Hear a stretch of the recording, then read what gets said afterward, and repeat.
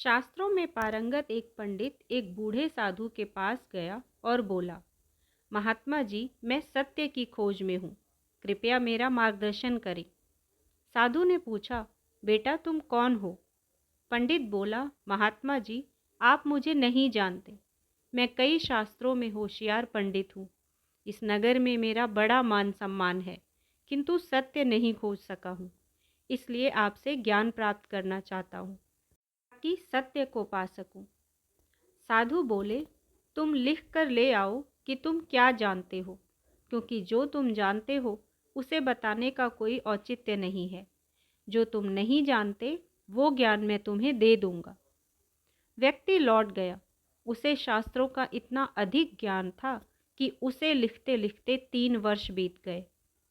3 वर्ष बाद जब वह साधु के पास पहुंचा तो उसके हाथ में 1000 पन्नों की एक पोथी थी। इन वर्षों में साधु और बूढ़े हो चले थे। पोथी देखकर वे बोले, मेरी उम्र हो चली है, इसलिए इतना तो मैं पढ़ नहीं पाऊंगा, तो तुम इसका सार लिख कर ले आओ। पंडित लौट गया और सार लिखने लगा। इसमें उसे 3 महीने लग गए। 3 महीने बाद जब वो साधु के पास पहुंचा तो उसके हाथ में 100 पन्ने थे। साधु बोले, ये भी बहुत अधिक है। मेरा शरीर दुर्बल हो चुका है और आंखें कमजोर हो चली हैं। इतना पढ़ पाना भी मेरे लिए संभव नहीं है। इसे और छोटा कर लाओ। पंडित वापस चला गया और 7 दिन बाद एक पन्ने में सार लिखकर ले आया। अब तक साधु मृत्युशैया पर थे। पंडित ने वो एक पन्ना साधु की ओर बढ़ाया तो वे बोले, मैं तुम्हारी ही बाट जोह रहा था। देख रहे हो कि मेरा अंतिम समय आ चुका है। तुम कब मेरी बात समझोगे? जाओ, इसे और छोटा कर लाओ।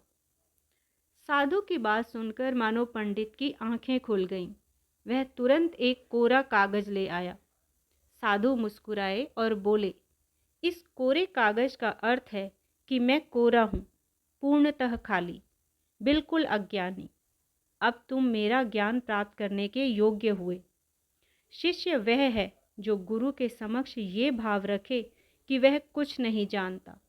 जो सब कुछ जानता हो उसे गुरु की क्या आवश्यकता। साधु ने उसे जीवन के सत्य का ज्ञान दिया और प्राण त्याग दिए। बिल्कुल सही बात है कि ज्ञान हमेशा अज्ञानी बनकर ही प्राप्त किया जाता है।